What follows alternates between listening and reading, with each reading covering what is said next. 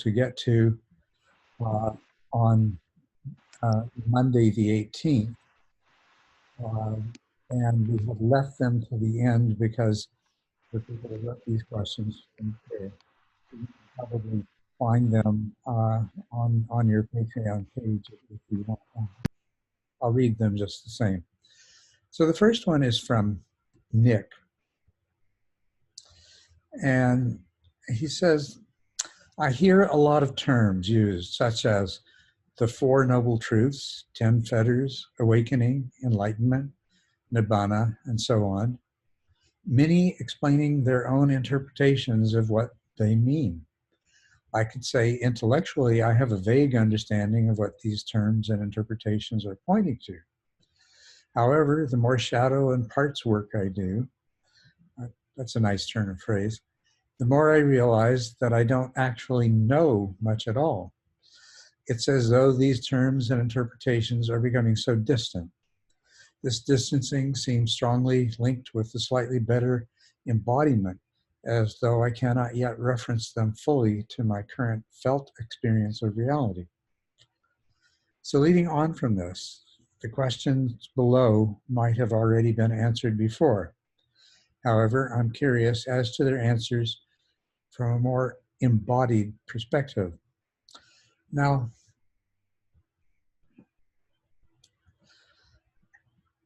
if Nick were here, I would ask him to clarify a little bit so that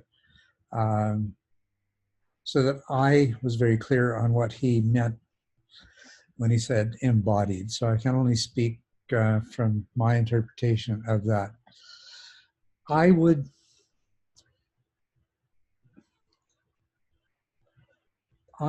tend to equate an embodied perspective as being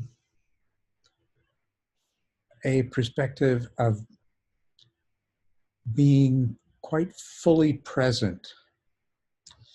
And the reason for that is that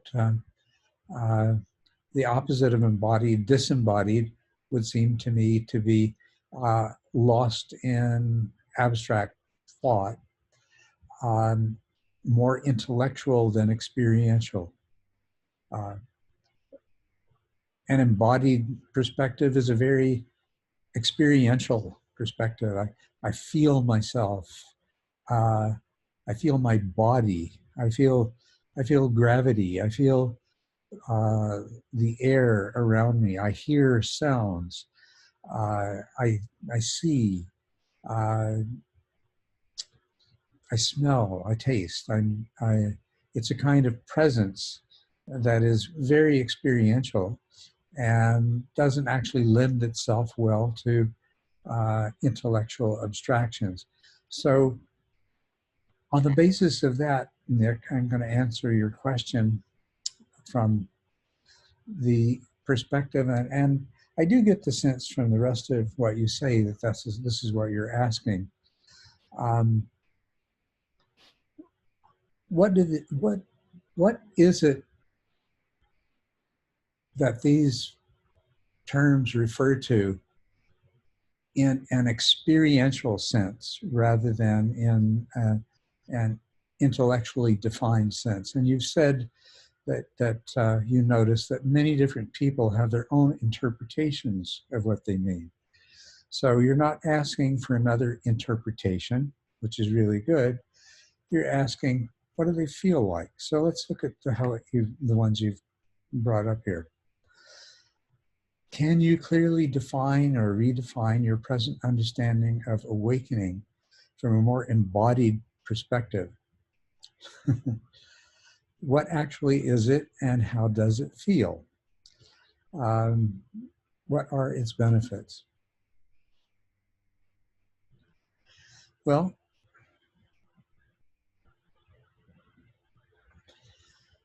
to be awakened is to dwell in a state of maximal awareness and minimal mental constructs. And what the experience is one of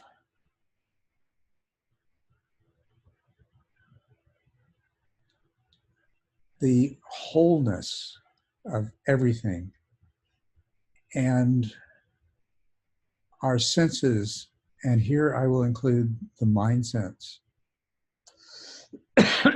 as a sixth sense. The senses, including the mind sense, in a state of awareness of a wholeness and of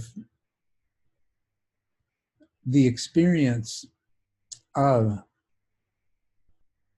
the five physical senses and the mind sense as a perspective within a whole that is completely, it is a completely interconnected whole. So it is a liberation, a complete liberation from any sense of separateness. But at the same time,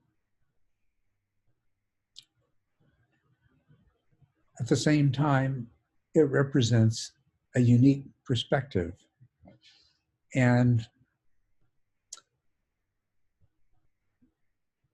the feeling that is associated with being as a part of this great, continuously unfolding, incomprehensibly vast, interconnectedness of everything is enormously liberating. And it is, one could say, blissful in a very, very sublime sense. And what I mean sublime, the term sublime, in chemistry, we refer to the term sublimation. So any solid, whether it's something that easily changes state, like a block of ice, or a rock, or a piece of steel, or something like that, is continuously undergoing sublimation, which means from its surface, there's a kind of evaporation taking place. So the word sublime is referring to something that is, and we say a sublime blissfulness. We're talking about something which is so much finer, so much more subtly refined than anything that we would refer to as happiness or anything like that. It is a positive affect, a positive Vedana. It is characterized also by a sense of incredible awe and gratitude that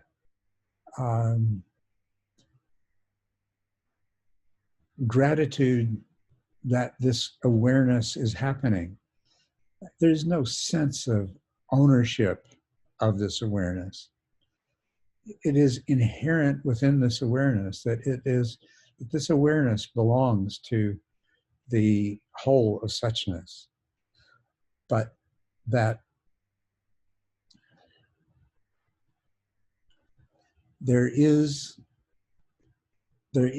a perspective being experienced within that. Now, what is inherent in awakening are all of these other ideas, which are usually expressed intellectually, but each of them has its own experiential quality. By this, I've already made reference to the feeling of interconnectedness, of wholeness, of non-separateness, and of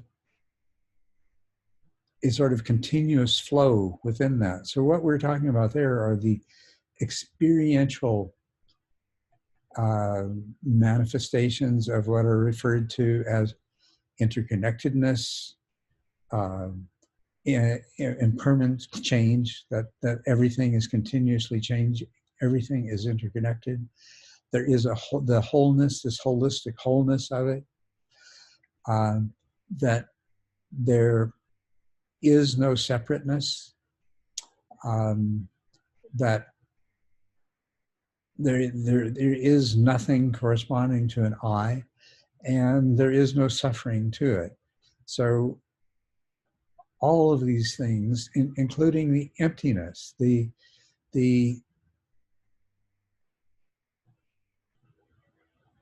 lack of any role for mental constructs when dwelling in suchness.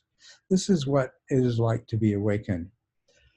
An awakened being can still, the mind of an awakened being can still, in an instant, generate the world of appearances and can function in that world, but with no attachment to those appearances as being real, and indeed with an underlying realization that to cling to appearances as real is a cause of suffering. And so an awakened being can function in the world and can stand beside you and enjoy a sunset, or discuss the beauty of a flower, or anything else you can imagine, anything that you would stand and discuss with anyone else, be it sensory and known through the body, or be it some sort of intellectual abstraction. They can enter into that mode of experiencing, but without ever really losing this awareness, this awareness that is not their awareness, but is the awareness that belongs to suchness itself, but which is manifesting through that being. So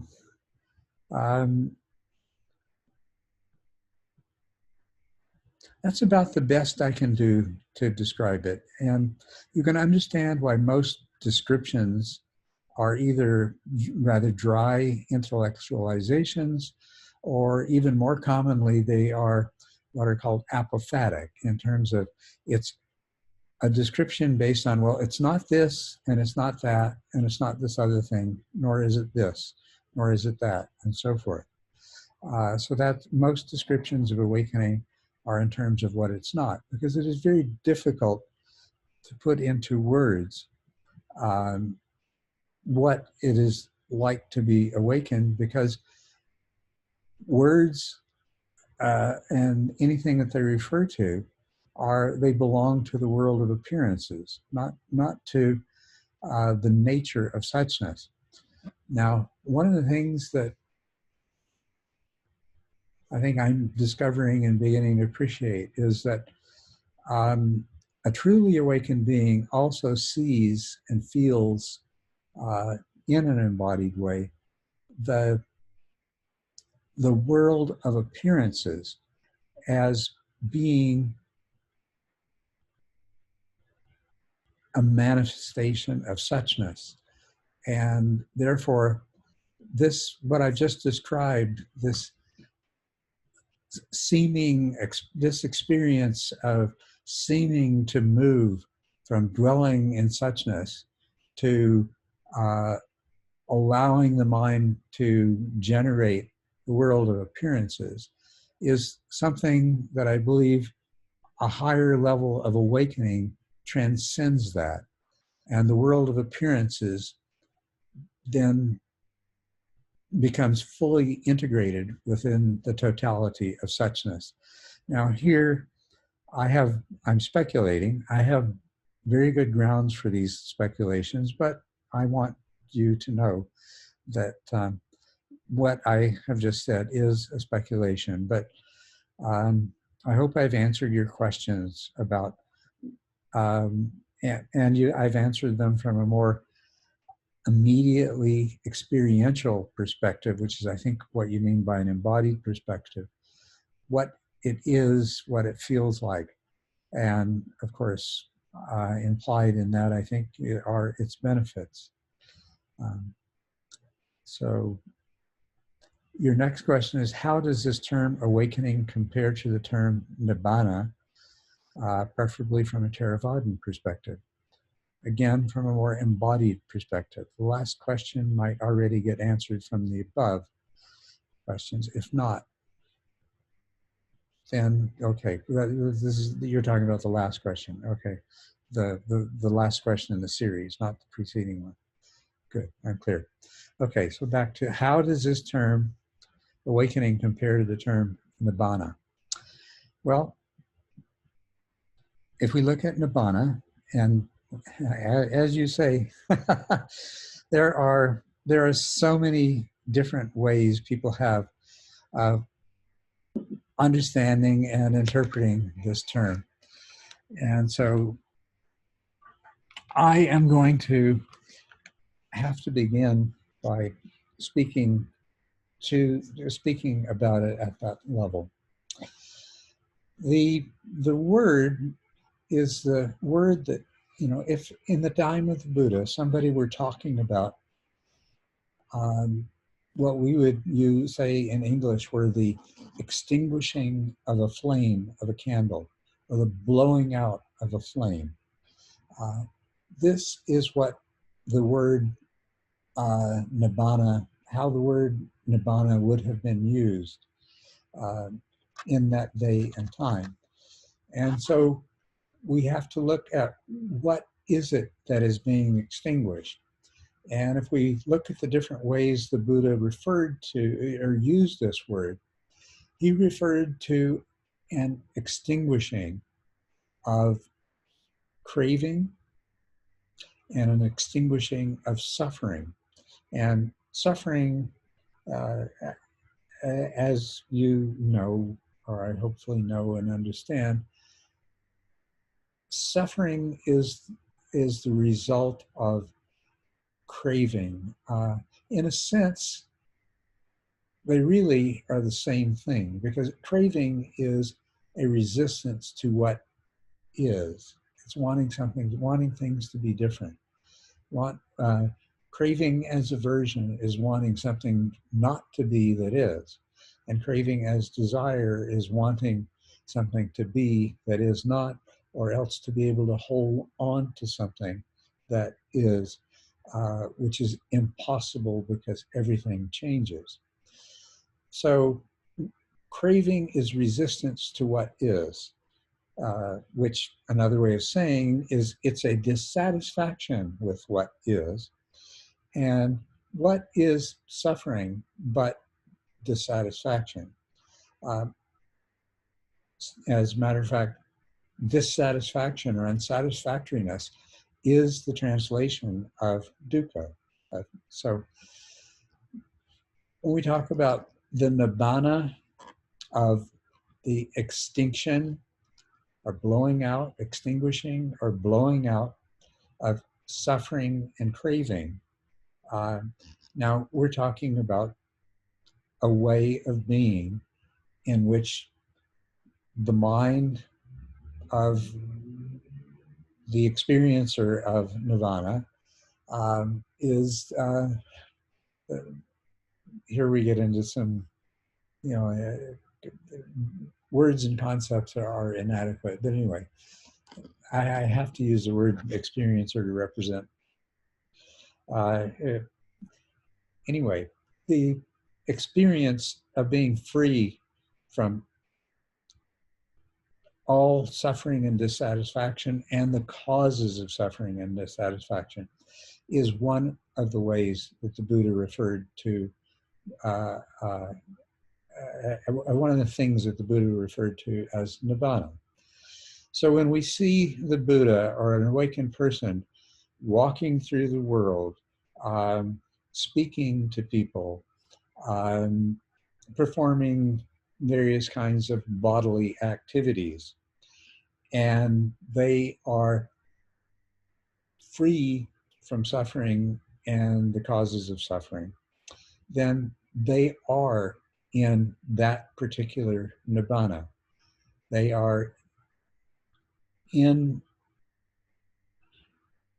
an experience of the extinguishing of that particular extinguishing. Now there are other kinds of, by the way, a closely related term to nibbana is nirodha. But there are other kinds of nibbanas and nirodhas, and one that is spoken of most frequently is the extinguishing of all mental formations. Now, a mental formation or a dhamma, it is something that it is an object that arises in the mind, an object of consciousness. So whatever, if we say consciousness, there's always something we're conscious of. And that which we are conscious of is some sort of dhamma, something that has been constructed by the mind. When the mind ceases to generate mental constructs, then there is a state of nibbana, of extinguishing of mental constructs that occurs. And this is very often referred to as, this is a kind of nibbana that's often referred to. And it is, one context of using this is the cessation event, where, which usually, but not always, not necessarily, but often heralds an awakening to one of the four paths, but can be experienced also as the fruition of an awakening. It is to be in a state where there is no, where no mental formations arise, where, another way is put, there is no perception taking place. Okay? Then there is, and so how is that experienced? I described to you how the nibbana of suffering and causes of suffering is experienced. How is the nibbana of the absence of mental formations experienced? It's experienced as an absence, just as an absence, as a gap. And it's useful to compare. There's actually two categories of nibbanas or nirvanas.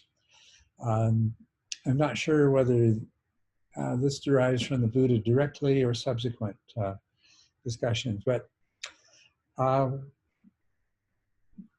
in addition to the nibbana of mental formations or the cessation experience, and of course you would not see somebody walking and talking and doing things in this particular nibbana for obvious reasons. In the absence of mental formations, we can't carry out functions in the world. Our body could walk, but without something to guide it, it would walk into a wall or something. But there are two kinds of nirvanas that are talked about, nirvanas, one with remainder and one without. And it's interesting that the one without is also referred to as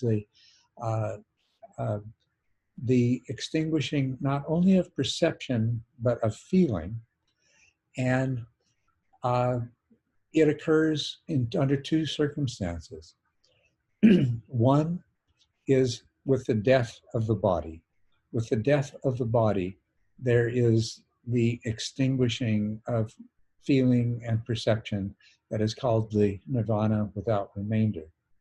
But there is also a state, Nirodha Samapatti is what it's called. It's said to be accessible only, it's sometimes referred to as the ninth jhana, and it's said to be accessible only from the third path or from the fourth path, someone who is an arhat. And the typical description of it is that it is like death, except there is still some warmth in the body. And in the descriptions of it, it is not a normal degree of warmth. The body temperature has fallen very to a much lower than normal state, but the body does not become cold and rigid as in death. And so this is a nirvana without remainder that people enter into usually for extended periods. The common reference is to a week or to 7 days. But I think there's no reason to believe that it has to be either that long or that short. The other kind of nirvana is nirvana with remainder. And so one nirvana is the parinirvana of death of the body. The other is this nirodha samapatti, which is only accessible. Oh, and by the way, there's a parallel with the cessation there too, that somebody who is third path, who enters this nirodha samapatti, will arise from it as an arhat, as a fourth path attainer. So now this is not something I can speak of anything but theoretically. All right, the other kind of nirvana is nirvana with remainder. And that's what the cessation experience would be. It's experienced as just a gap. Sometimes during that gap, depending on what the mind was doing before the generation of mental constructs ceased, there may register in the nervous system, in the memory functions of the brain, there may register that the absence of any content to consciousness. And when that happens, when the person arises from this cessation event, what their mind will then take that memory imprint of what just happened and will describe it as a pure consciousness experience or consciousness without an object.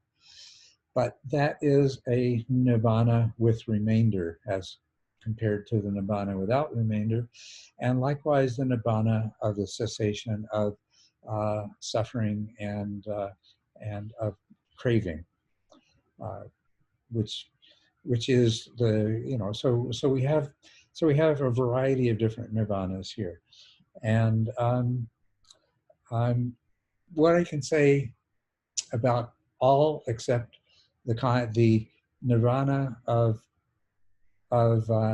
suffering and craving is that they're non-experiences. Okay, so it's difficult to answer your question in terms of what it feels like. It doesn't feel like anything. I think that's the important point here. Okay. The third part of your question here.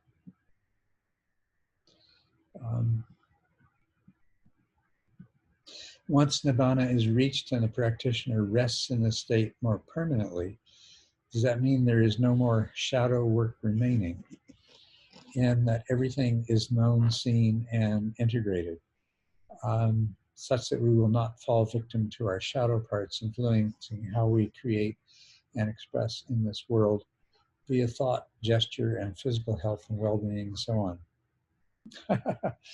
Well, once again, we have to look at how the term nibbana is being used. And one of the very common interpretations of nibbana is to elevate it and to reify it rather than being an absence. And when you're referring to an absence, you always have to qualify that by it is an absence of. And that's what I was talking about before. But there is this tendency to reify nibbana into something, into a state of being. Now, if we're referring to the nibbana of craving and suffering, well, we can legitimately do that. But as far as, are there no more shadow parts? Is there no more shadow work? I can very definitively say that no, that is not the case. That may be the case while one sits in cessation. And that may be the case of those shadow parts not being manifest for periods of time when one is in the nibbana of suffering and craving. But other than that, no. There are four, one of the things that you mentioned here is the 10 fetters, and that is related to the concept of four paths that describe the progressive development of awakening. That the first path is the initial awakening, but insight continues to deepen and to mature, and you go through these paths. And all along the way, there's nothing that magically removes what you might call the shadow parts of your mind. They may become far less evident, in which case you're far less likely to be able to and be inclined to work with them and to overcome them, which is why it's really important to work with those shadow parts as much as possible, as early in the process as possible. So in the mind illuminated, that is the purification that we're talking about in stages 4 and 7. And it's also the magic of mindfulness that we're talking about in that interlude that has that title, The Magic of Mindfulness. This is a kind of work that needs to be done. And so at some point, at least theoretically, and I can't say that I have experienced this myself, at some point, theoretically, one might reach a point at which through the process of practicing the Dharma, they reach a point where they no longer fall victim to the shadow parts that remain, or else, and I'm not sure which are of it's both. They either no longer fall victim to the parts that remain, or else it may be that they come to a place where they've actually worked through and there are no more shadow parts. But I only know that as something that that I think everyone should aspire to. And a very, very important message for you and for absolutely everyone that listens to that is, please do not think that awakening corresponds to a complete elimination of those shadow parts, or a total immunity to whatever shadow parts remain, because it's very clear that that's not the case. That is something that I can see as a theoretical possibility, perhaps something that the Buddha accomplished, perhaps something that others in the last 2,500 years have accomplished. But when we refer to the four paths, then the fourth path is the Arhat. It is still called a path. And what that means is that somebody having attained the fourth path, they still have a path. And part of that path has to do with their remaining shadow parts. And it has to do likewise with their susceptibility to those shadow parts influencing how they, as you put it, create and express in this world via thought, gesture, physical health, well-being, and so on. So a very important myth to eliminate is that this kind of magic happens. It doesn't. You spent a lifetime as a human being with a mind that has been conditioned by everything that's ever happened to you, no matter how small, and most especially by how you reacted or responded to every single thing that's happened. And that's where those shadow parts are generated, and they must be dealt with. And to expect that they somehow magically disappear, to expect that because a teacher has perhaps attained to one of the higher paths, or even to the fourth path, is completely beyond that, is unrealistic and dangerous as well. It results in unhealthy projections on teachers, unhealthy expectations, and for those who have achieved those paths to believe that somehow they've done that they have achieved some complete transcendence of their shadow parts is to make them vulnerable to falling victim to those shadow parts again. So that is a message that I would really like to strongly reinforce. So, hello, Bill. Really, very good to see you. Glad you could join us. I've just been going through in some detail question from Nick from our last session, and I think I've just finished that. So we're moving on to a question from Tom Sawyers. And let's see, he's saying, done many 10-day retreats, meditated about 3 to 5, is it? Yeah, I think that's 3 to 5 hours per day. Reach a very quiet state similar to what you call bliss of physical pliancy. Yes. No more organic sensation, but very pleasant energy all over the body. In that state, there's hardly any more personal thoughts, but quite a few hypnagogic mental situations like impersonal thoughts, images, etc., which in the same time help me to get deeper into meditation state as long as I keep my metacognitive awareness very clear. Otherwise, I would get sleepy or dullness.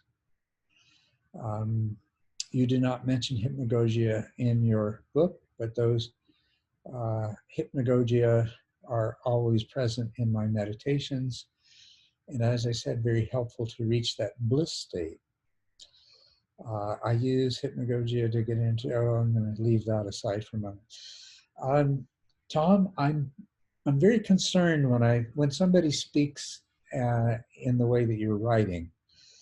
I'm very concerned that they've making a mistake and that they're off track here. The point of the practice is not to achieve bliss states. There are blissful states that arise along the way, and the physical pliancy that you speak of is usually associated with a mental pliancy and what is referred to as the 5th grade of piti, of joy, in which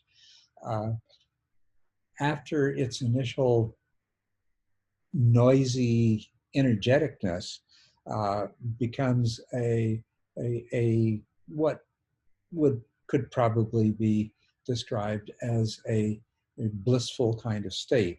But these are not the goal. And when you start speaking of hypnagogic imagery arising in your mind as part of how you reach that, and the emphasis on pleasure, it always makes me worry that what you're doing is you're entering into a state of sustained dullness. And that sustained dullness is very pleasant. It is associated with hypnagogic imagery arising. And it is, in fact, um, I believe, exactly the same state that is associated with smoking opium and, in some cases, with using of other opiate drugs. I recall once, many, many years ago, when I had a minor fracture of the orbit of my eye, and it was quite painful, and I was given Demerol. And I remember being in this blissful state of, uh, in which all kinds of images would arise from my unconscious. And when you read the accounts of opium eaters or opium smokers or things like that, or the accounts of some people that are using drugs, uh, modern opiate drugs, you find a lot. You find exactly that description, and so what concerns me is the possibility that what you are entering into is a state of sustained dullness. And as you say, you're talking about, I keep my metacognitive awareness very clear. That sounds to me, and otherwise I would get sleepy or go into dullness. That sounds to me like what you're really describing is you're keeping yourself just that level of clarity where um, the dullness is providing the bliss and the imagery, but you're just not letting yourself sink more deeply into it by maintaining a certain level of alertness. Now, having said all of that, um, I do want to acknowledge that there are states, very valuable states, that can be entered into which have these same qualities and that are not due to dullness. One particular way of working with a relatively deep fourth jhana uh, resembles this very much, because uh, in fourth jhana there is a pleasantness, although pleasure, as we usually speak of it, is something that gets left behind in third jhana. But there is nevertheless a sort of, I used the term sublime bliss earlier. And this is something that the Buddha speaks of too. One of the places that you might read about it is the jhanas, particularly formless jhanas, and the association of, of that with the sublime kind of bliss in the Sunyata Sutta. I believe it's in the Chula Sunyata. Is it Chula or Mahasunyata Sutta? I don't remember which. You could look it up. So in fourth jhana, there is a kind of work that you can do where the contents of the unconscious mind, a lot of archetypal imagery, in effect, a sort of getting into direct contact with what Jung referred to as the collective unconscious can occur. Likewise, in practices like Mahamudra and things like that, where you're actually watching the process by which the unconscious mind generates objects of consciousness that rise into consciousness. And that is also associated with a rather sublime pleasure. So I don't want to rule out the possibility that you haven't found a pathway to a state like that. But if so, it's not an end in itself. The only purpose for entering into that state would be to obtain or to deepen the kind of insight that is characteristic of awakening. And so let me sum it up by saying, Tom, sounds like there's a possibility here that you're sitting in dullness, and that you're having experiences that, while they're pleasant, they're not the goal of the practice. The goal of the practice is profound insight into the nature uh, of things. The goal is insight that will lead to awakening. It is not sitting in pleasant states. And so, wish you were here and I could ask you more, but that's the advice I can give you. If you have a teacher who's familiar with these things and can work with you, they could very quickly determine whether you are entering into a state like that can be achieved as part of fourth jhana, or Mahamudra practice, or other practices, and be able to guide you in working with that. But like I say, my strongest suspicion is that you are cultivating dullness, and the sooner that you stop doing that, the more likely you are to experience insight and awakening. So, any comments from our gradually growing audience, or further questions? No. Guess not. Okay. And we have a question from Nathan remaining. Say we were to view an individual mind system as a submind within a network of other subminds, mind systems, and our society as a whole as a social network of subminds, or something like the collective mind system of suchness. Well, actually, Nathan, that's exactly how I do view it. Well, perhaps you go a little bit beyond that when you say the collective mind system of suchness. Now, if you think about it, we all have the experience corresponding to our individual mind being a submind of a larger collective mind. This occurs when a group is chanting, for example. It occurs when a musician is playing in a symphony orchestra. It occurs when a mob forms, and and there is a group mind that begins to riot. There are a lot of things that point to the reality of these group minds, but they're not something. There's something that we can examine our experience and recognize that it points towards that.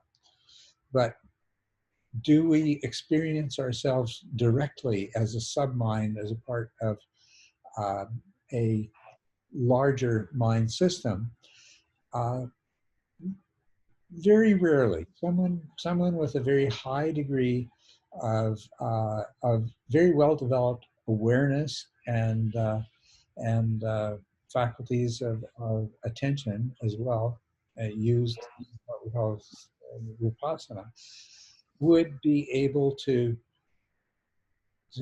put this back into the terms of that Nick used, of experientially embodied, could have this experience of being an experientially embodied submind within a larger mind system. Now, when you move this to the level of suchness, I think that is part of what constitutes the experience dwelling in suchness when one is awakened and is able to drop the mental formations, which once again going back to Yates' question, that would be another example um, of nibbana. Okay, so dwelling in suchness is dwelling in a particular nibbana. Anyway, um, so that is that dwelling in suchness where one's individual mind um, is no longer experienced as separate, except perhaps in the kind of abstract sense that a submind is separate within a mind system.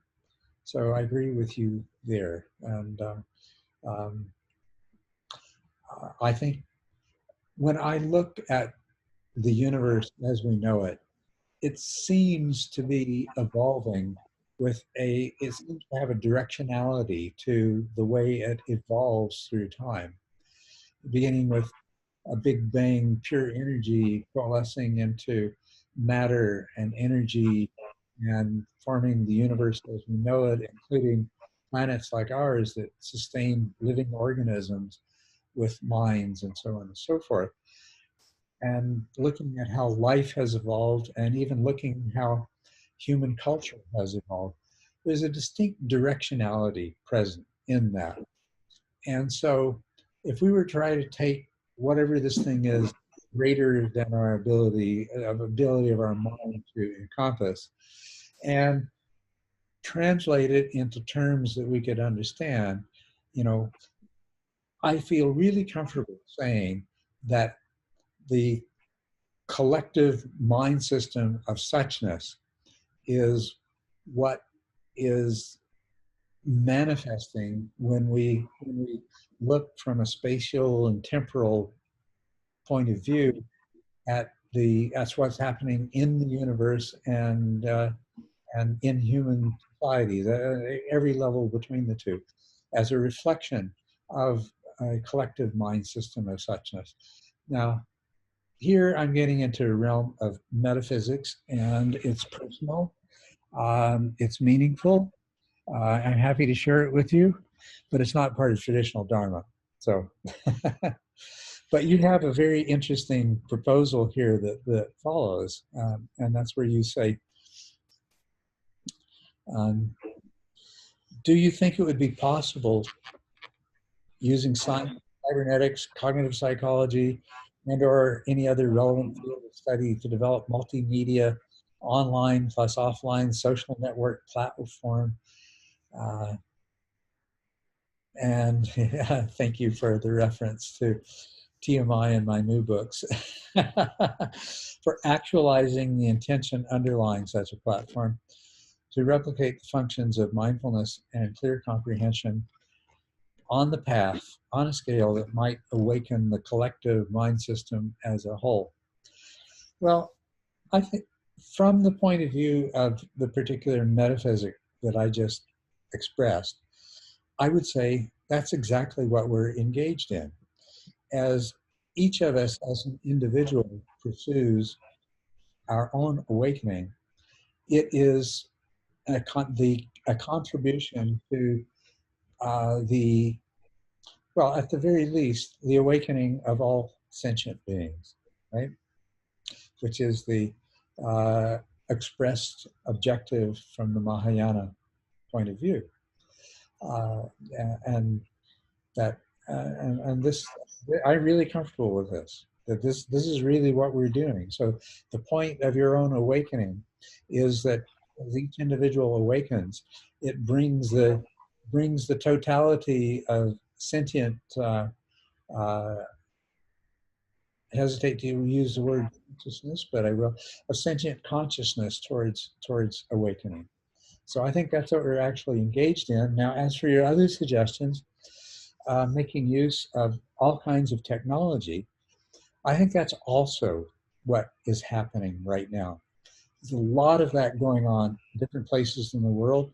A hotbed of that is that whole Bay Area in California, etc. This is happening on a number of different things. People like myself are trying to refine meditation techniques to be more effective and to bring people to awakening more quickly, more reliably. But people are also experimenting with various kinds of um, brain stimulation, that kind of technology, with certain kinds of neurofeedback, with even with the use of psychoactive chemical substances. Um, well, as a matter of fact, the use of um, psychoactive plants in a religious format is something that has existed for thousands of years with the purpose of bringing people to awakening.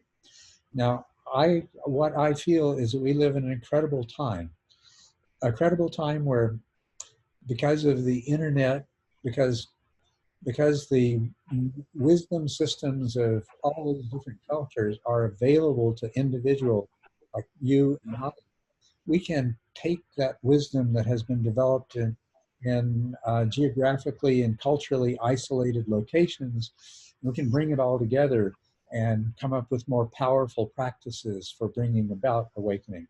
But at the same time, as we learn more about the brain, as we eventually come to understand how does the brain change corresponding to practice, and as we achieve insight and awakening, uh, these technologies might be able to facilitate this happening more quickly. Shinzen Young has expressed his view for a time where you walk through a door off the street into an office where at the front desk you're asked to sign uh, some kind of a lease or a waiver or something. They take you into the back room, and when you come out some period later, you're a fully awakened being. So uh, I'm I'm not going to hold my breath on that one, but anyway, it's something. It is what a lot of people are working towards, including myself, is trying to bring us to a place where more and more people become awakened more and more quickly and more easily, and with the idea that we may end up with an awakened culture, an awakened society, and a global society where the principles of the Dharma uh, are are the cultural norms rather than being isolated exceptions, where the global culture is being created and led by people who are awakened, where children are being born into a society where the Dharma becomes a part of their earliest experiences, so that they don't have to spend years in cushion overcoming the conventional worldview, which is at odds with insight and awakening, but rather children grow up in awakened society as awakened beings. So this is what I look forward to as a possible future. Now, of course, the question is whether we're going to survive long enough for that. And so I am both an optimist and a cynic when it comes to this. I'm very optimistic about the possibility when I look at what's happening in the world and how rapidly um, we are approaching um, a disaster of cataclysmic global proportions. You know, I don't know whether it's going to happen awfully quickly. It's kind of a race there. So I'm an optimistic cynic when it comes to what you're proposing. That doesn't keep me from doing everything that I can to try to contribute to that. just in case. Just in case we do have the time. And good friends of mine, you know, there is a man with a Ph.D. in Tucson at the University of Arizona who is using sound to stimulate and inhibit various parts of deep brain structures. And Shinzen Young is working in close conjunction with him on this. The idea being to, as you say, discern what are the changes that take place in the brain associated with awakening, and are there ways to use technology to make this happen more quickly? So that's my answer to that question. Is yeah. I was wondering. Yes. Once when I was in India, I went to a place where there was donations being given to this one Swami. Mm-hmm. And he had pictures all around of him, and he came in with a security guard that was had a gun in his holster. And I have to admit that I developed somewhat of a prejudice against this person that seemed to be so full of ego. But at one point, I felt like I could feel his consciousness probing my mind. Mm-hmm. And my reaction when that happened was, boy, you have a great big ego. And right after that, I was told to get out of the ashram. Now, my question is that part of a larger mind experience? I mean, or I guess, you know, what would you call it? Sort of telepathy, or? Yeah, it would be a kind of telepathy, yes. And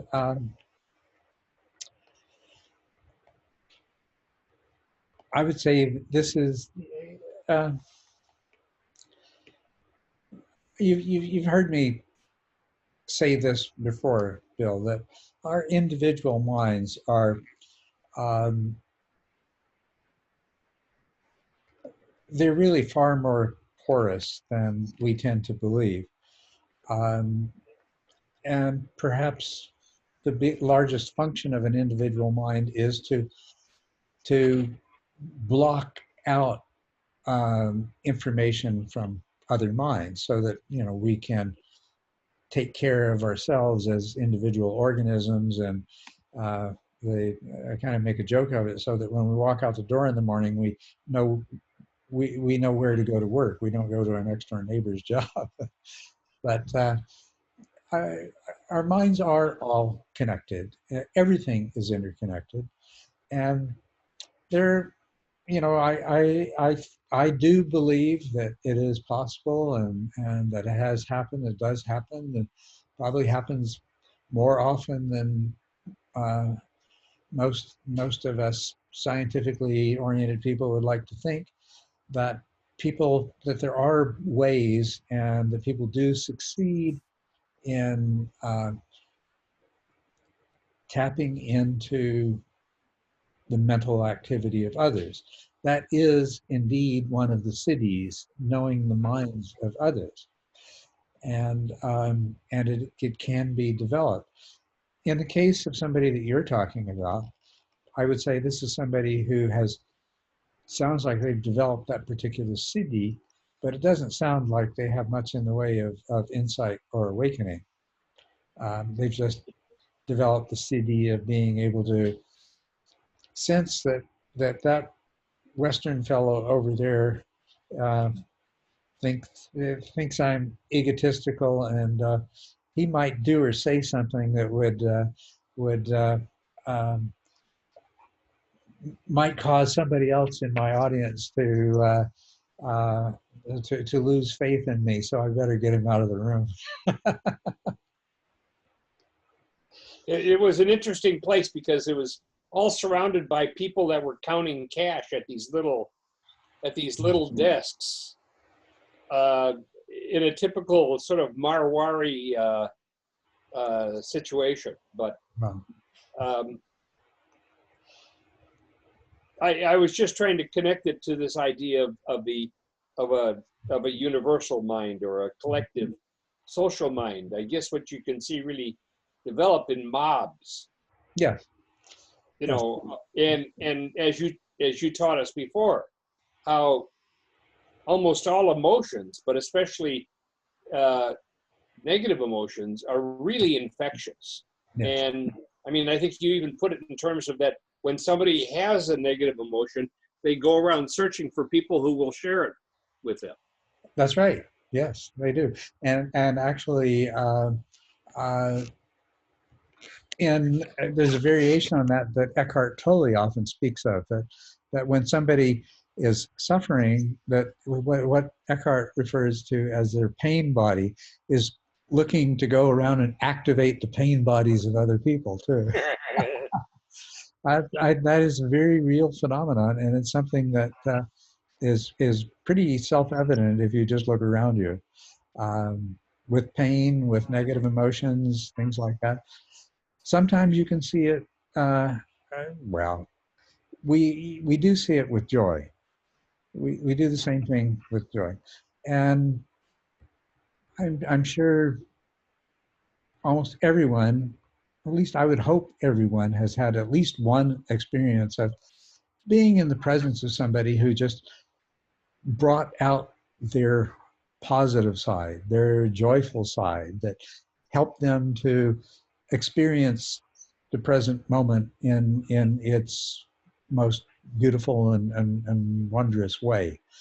Um, I know I've had that good fortune, and I believe it's essentially the same phenomenon as those people who, they walk into the room and just the opposite happens. You know, there's a sense of tension or negativity or something like that that occurs.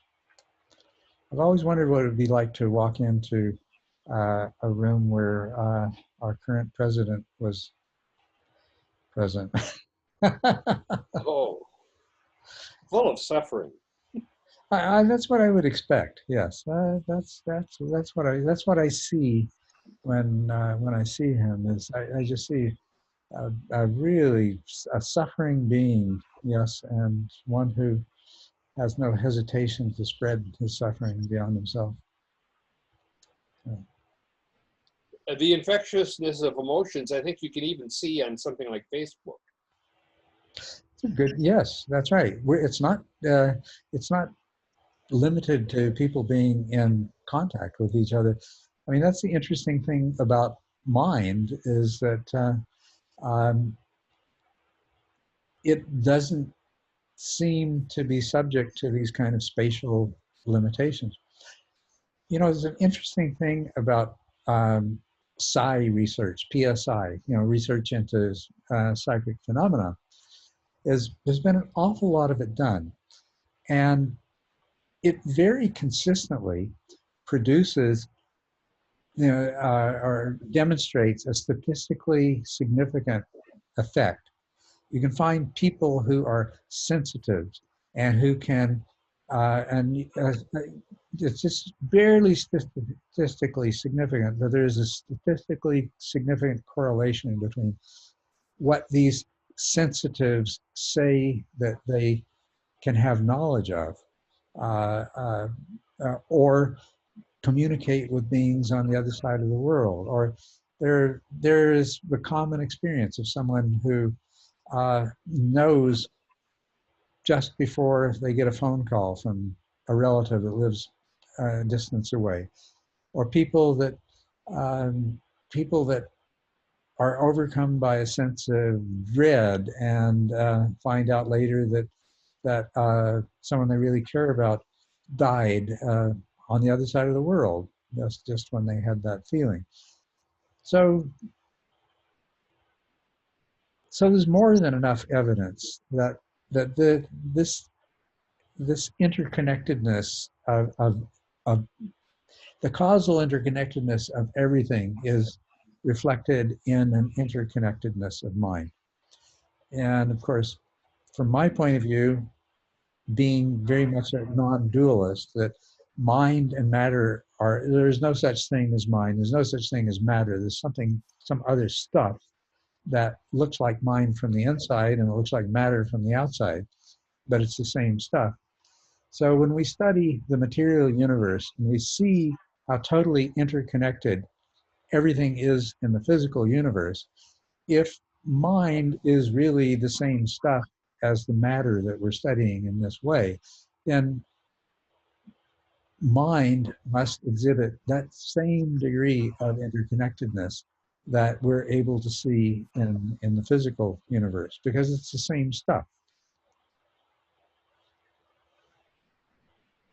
So what we're talking about here are different manifestations of that that we can recognize.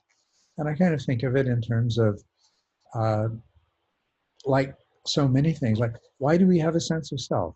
Why do we have craving? Why do we experience pain? You know, all we can make a whole list of questions like that. And the answer to all of them, you know, why is there anger? You know, so on and so forth. Why don't we like people that are different from us? The answer is that all of those tendencies serve a functional purpose in terms of survival and continuation of life. Uh, the survival and reproductive success of an individual, of their offspring, of the species that they are a member of and of life itself. Uh, you know, organisms developed a powerful sense of self because it's extremely functional. They experience craving as powerfully compulsive cravings because it's functional. It contributes to survival. Any organism, what a dog craves is different than what a lizard craves, but it is, the craving is appropriate to the survival and reproductive success of dogs and lizards and each of these cases. So um, yeah,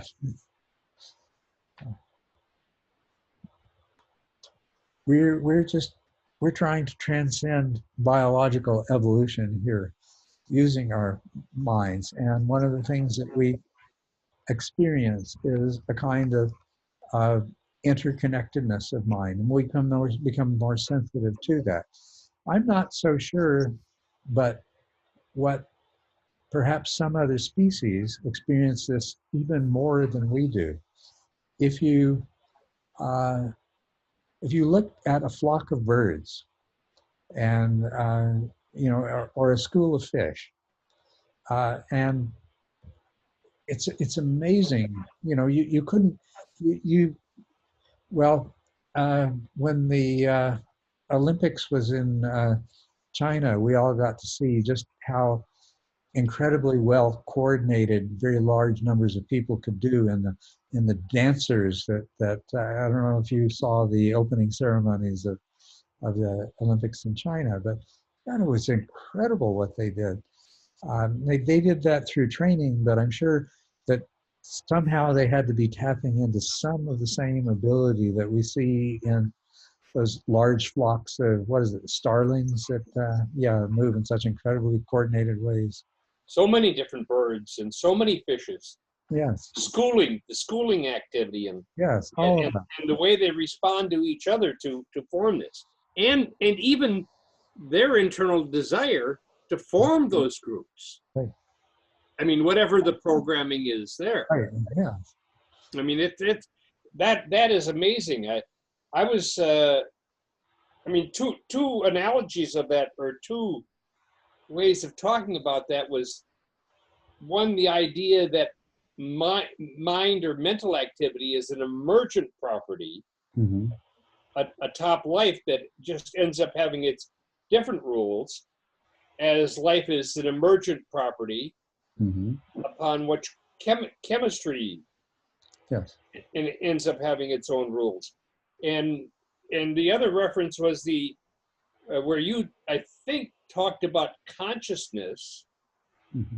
as being experienced or occurring when there's an information exchange.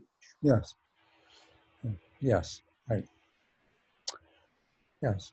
And so we are very sophisticated information exchange machines, biological, biochemical machines, and that information exchange we experience as consciousness. And because we have a lot of memory that's a necessary part of our brain's functioning, uh, we see ourselves being conscious, though we have a subjective experience of consciousness.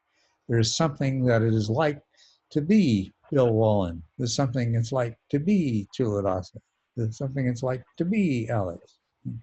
So, and that's because information exchange is taking place within our mind brains. And there's a memory component that allows for a self-reflexivity so that the experience arises of I am thinking, I am feeling, I am conscious. Yeah. But it's happening, but information exchange is a universal phenomenon, Mm-hmm. right? The an electron circling a proton in a hydrogen atom is a process, an ongoing process of information exchange.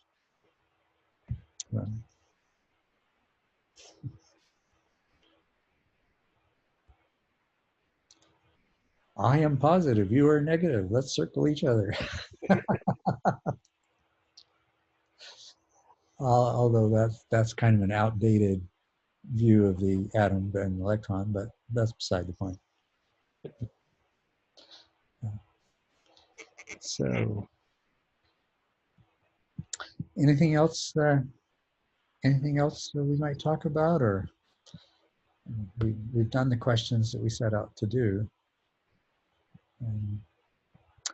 Actually, I'm going to have a quick look because I think a couple of people submitted questions thinking that, let's see, I believe so. Yes, there's a couple of questions that were posted that we could deal with.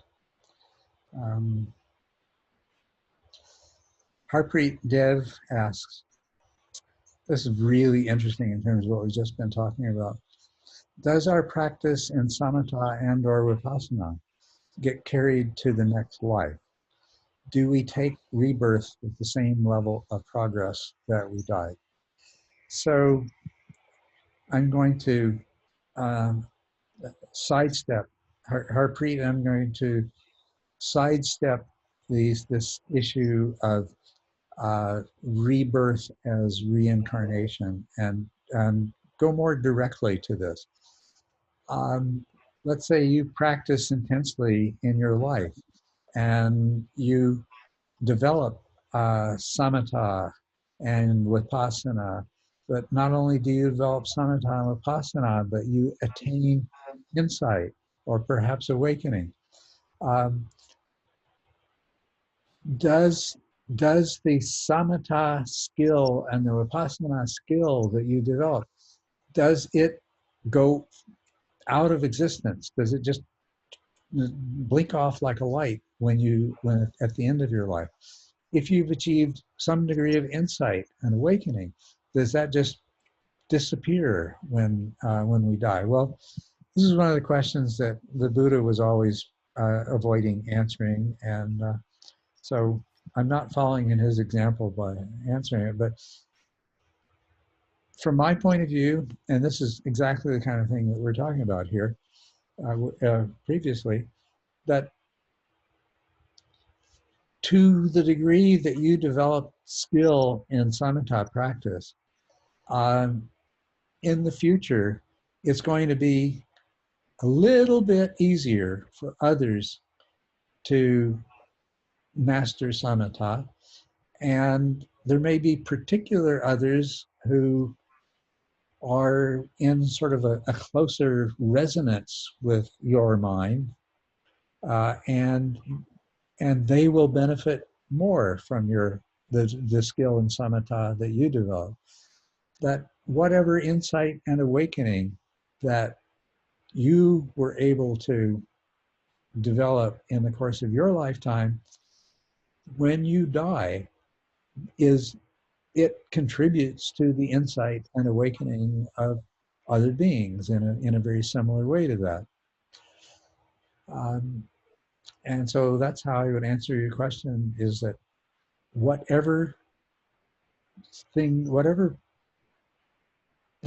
you do with your life, be it positive, like developing samatha vipassana skills or achieving insight and awakening, good or bad, to the degree that you become a hate-filled person or a person who manifests cruelty or things like that. Well, whatever these things are, they do continue on. They don't cease to exist just because the body in which they were manifesting uh, goes into pieces. So that's my answer to your question, Harpreet.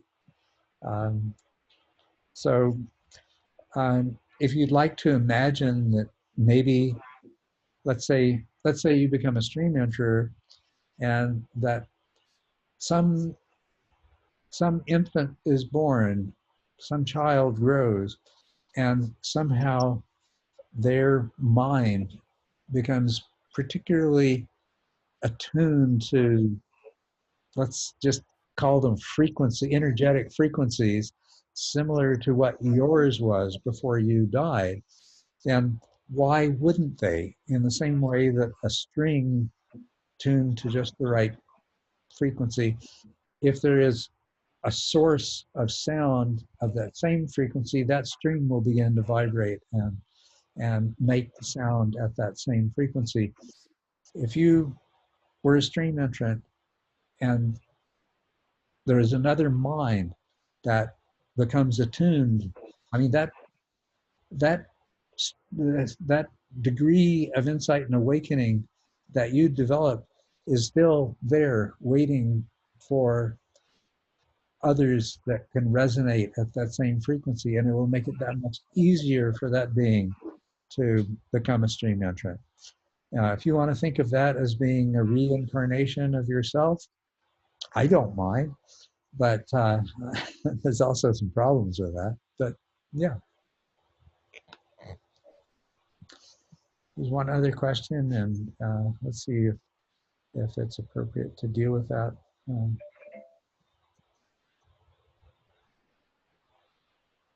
From Dana Trigstad.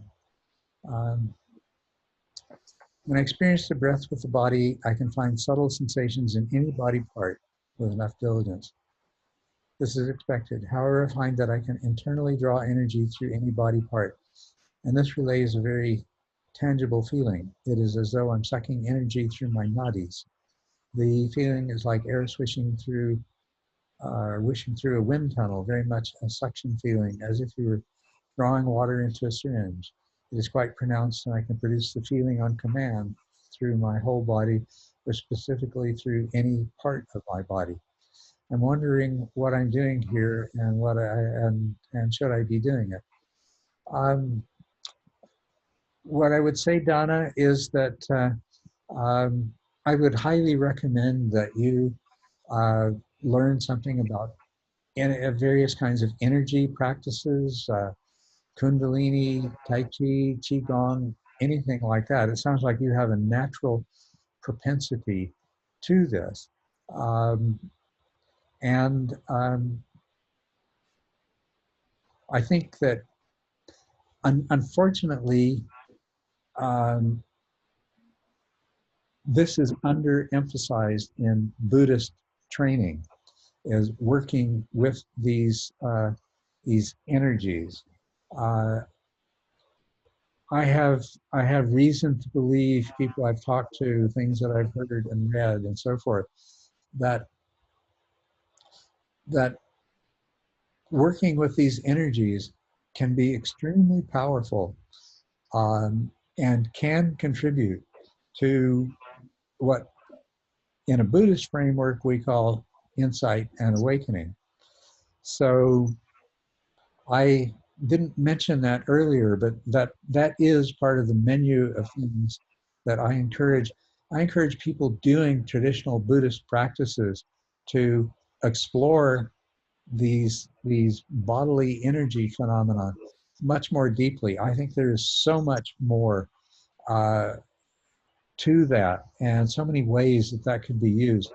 Once again, I see it as being another kind of technology that if it may work better with, may work really well with somebody like you, Donna, but would probably be helpful for all kinds of people, and that we really need to look into and understand more deeply and make better use of. Right there alongside of different meditation techniques from different traditions uh, are these other techniques from yogic and other Chinese, Japanese, so forth, energy traditions. There's a lot to be offered there and a lot to be explored. So that's what you should be doing with it, Donna. Yes. Could these also be other forms of pity?